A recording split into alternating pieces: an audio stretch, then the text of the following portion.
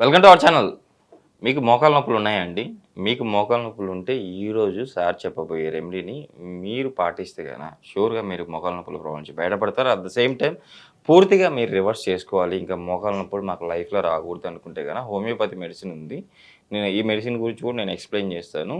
మీరు ఇది తీసుకుంటే గన షూర్‌గా రాకుండా ఉంటాయి అని చెప్పేసి అంటున్నారు. బీహెచ్ఎంఎస్ హోమియోపేషియన్ డాక్టర్ చైతన్ రాజు గారు. సో, సార్ ద్వారానే ఈ విషయాలను తెలుసుకుందాం. నమస్తే సార్. నమస్తే సార్.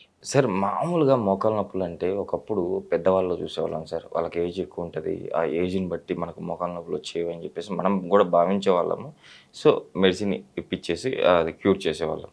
బట్ ఈ మధ్య కాలంలో సార్ నేను చూస్తున్నాను 20+ ఏజ్‌లోనే వస్తున్నాయి సార్ మోకాళ్ళ నొప్పులు. గుజ్జరిగిపోవడము, అంటే టక్ టక్ మన సౌండ్లు రావడము. చాలా ఇబ్బంది పడ్డాం. నేను చూసాను. మా ఫ్రెండ్స్‌లో కూడా చూసాను. సో, ఇలా ఎందుకు అవుతా ఉంది?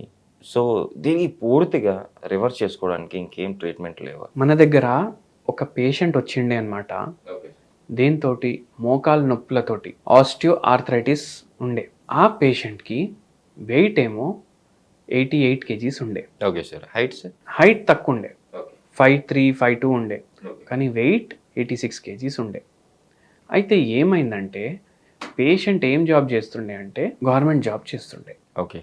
గవర్నమెంట్ జాబ్ చేస్తుండే, మంచి గెస్టెడ్ పోస్ట్ ఉండే, కానీ ఫుల్ స్ట్రెస్ ఉండే. అయితే అందరు ఏమనుకుంటారు, అసలు గవర్నమెంట్ జాబ్లో స్ట్రెస్ ఉండదు, పని ఉండదు, లైఫ్ కింగ్ సైజ్ ఉంటుంది, పవర్ ఉంటుంది, అది ఇదని అనుకుంటారు. కానీ ఇటువంటి పేషెంట్స్ని చూసి నాకు కూడా అర్థమైంది, అరే ఇట్లా ఉండదు అనేసి. సో స్ట్రెస్ఫుల్ ఉంటుండే, ఎప్పుడు కాల్ వస్తుందో తెలియదు, ఎప్పుడు పోవాలో తెలియదు, ఇంటికి వచ్చిన కంటిన్యూ కాల్స్. ఓకే. మంచి పోస్ట్ ఉండే. అయితే ఏమైందంటే 33 ఏజ్లోనే మోకాలు నొప్పులు స్టార్ట్ అయినాయి. Okay sir. అయితే ఎప్పుడు స్టార్ట్ అయినాయి 33 ఇయర్స్లో అంటే సెకండ్ డెలివరీ తర్వాత మోకాలు నొప్పులు స్టార్ట్ అయినాయి. అండ్ మెల్లిమెల్లిగా పెరిగి ఇప్పుడు చాలా ఎక్కువ అయిపోయింది అనమాట. ఆస్టియోఆర్థరైటిస్ ఇంత యంగ్ ఏజ్లో వస్తుందా అని అనుకుంటారు. ఇప్పుడు ఈ పేషెంట్ కండిషన్ ఎట్లుండే అంటే కూర్చోవాలంటే కూడా టేబుల్ని పట్టుకొని చైర్ మీద కూర్చోవాలి, లేవ్వాలనుకుంటే కూడా టేబుల్ మీద బరువు వేసి లేవ్వాలి, అట్లా అయిపోయింది. అండ్ నిద్ర ఉండకపోతుండే. అయితే ఈ పేషెంట్కి ఏమైందంటే పీసీఓడి ప్రాబ్లం ఉండే. పీసీఓడి ప్రాబ్లం వల్ల పీరియడ్స్ ఏమో డిస్టర్బ్ అవ్వడం స్టార్ట్ అయింది. ఇప్పుడు పీరియడ్స్ డిస్టర్బ్ అవ్వడం స్టార్ట్ అయితే పీరియడ్స్ రెగ్యులరైజ్ చేసుకోవడానికి హార్మోనల్ థెరపీ తీసుకున్నారు. ఓకే. సో దాంట్లో ఏమైంది, ఎన్ని రోజులు మందులు వాడితే అన్ని రోజులు పీరియడ్ కరెక్ట్గా రావడం. కానీ ఆ మందుల వల్ల వచ్చే సైడ్ ఎఫెక్ట్ ఏంది, ఆర్థరైటిస్. సో ఈ పేషెంట్ బరువు ఎక్కువైపోయినరు, ఆర్థరైటిస్ ప్రాబ్లం వచ్చేసింది, అండ్ దాంతో చాలా బాధపడుతుండే.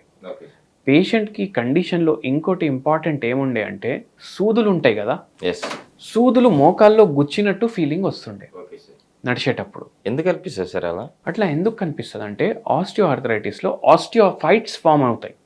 అంటే పౌడర్ లాగా ఫామ్ అయిపోతుంది. ఓకే. అది అక్కడ జమ అయిపోతాయి, కాల్షియం క్రిస్టల్స్ లాగా జమ అవుతాయి. దానివల్ల ఇట్లా అవుతుంది ఒక్కొక్కసారి. ఆస్టియోపోరోసిస్ కూడా ఉండే, పీరియడ్స్ ప్రాబ్లం కూడా చాలా ఎక్కువ ఉండే. ఇప్పుడు హార్మోనల్ ఇంబ్యాలెన్స్ అయితే బోన్స్ కూడా ఎఫెక్ట్ అవుతాయి కదా, మన పేషెంట్కి కూడా అట్లనే ఎఫెక్ట్ అయింది. ఎంత బాధలో ఉండే అంటే ఆడికెళ్ళి ఈడికి రావడానికి కూడా గుల్బర్గాలో ఉండే పోస్టింగ్ పేషెంట్ది 240 కిలోమీటర్స్ ఉంటుంది. ఆడికెళ్ళి ఈడికి రావడానికి కూడా కార్లో కూర్చోడానికి కూడా ఇబ్బంది. కొద్దిసేపు కూర్చోవడం, కొద్దిసేపు పడుకోవడం వెనక సీట్ మీద, అట్లా డిఫికల్టీ తోటి వచ్చిండ్రు మన దగ్గర.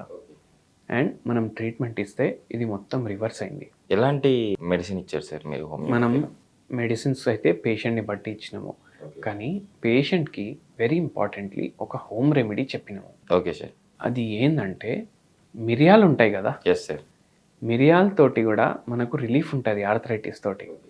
సో కొద్దిగా డ్రై రోస్ట్ చేసుకోవాలి మిరియాలు, అది మజ్జిగలో కలుపుకోవాలి. కొద్దిగా దంచేసి మిరియాలు డ్రై రోస్ట్ చేసి మజ్జిగలో కలుపుకోవాలి.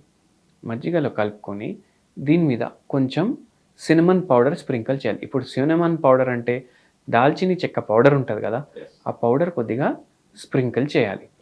అండ్ నైట్ టైమ్ మీరు తింటారు కదా అని అన్నాను.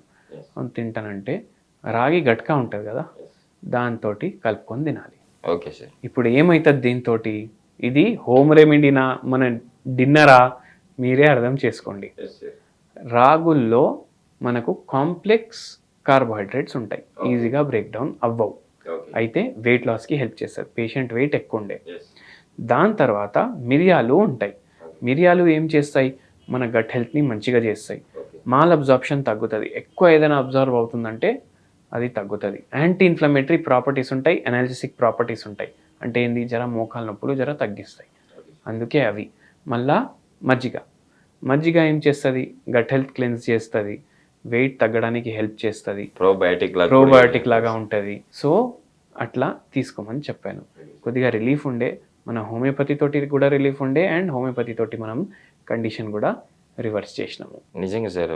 యాక్చువల్లీ డాక్టర్స్ కొంతమంది అంటే ఓకే, ఒక పేషెంట్ వచ్చారంటే కదా షూర్గా వాళ్ళకి ట్రీట్మెంట్ ఇచ్చి పంపించేస్తారు. కానీ ఒక పేషెంట్ యొక్క బాధను అర్థం చేసుకుని దానికి తగినట్టు మెడిసిన్ ఇచ్చారు చూడండి సార్. ఇలాంటి డాక్టర్లకి నిజంగా థ్యాంక్స్ చెప్పుకోవాలి సార్. షూర్గా మీరు చెప్పినట్టు మన ప్రేక్షకులు కూడా ట్రీట్మెంట్ ఏదైతే హోమియోపతి ట్రీట్మెంట్ ఉందో అది చేయించుకుంటూ మీరు చెప్పిన హోమ్ రెమెడీ పాటిస్తూ ఇలాంటి పేషెంట్ చాలామందికి నార్మల్ అయ్యి వాళ్ళు హెల్తీగా ఉండాలని చెప్పి ఆశిస్తున్నాను సార్. ఇంత మంచి ఇన్ఫర్మేషన్ మన ప్రేక్షకుల కోసం ఇచ్చారు. Thank you sir.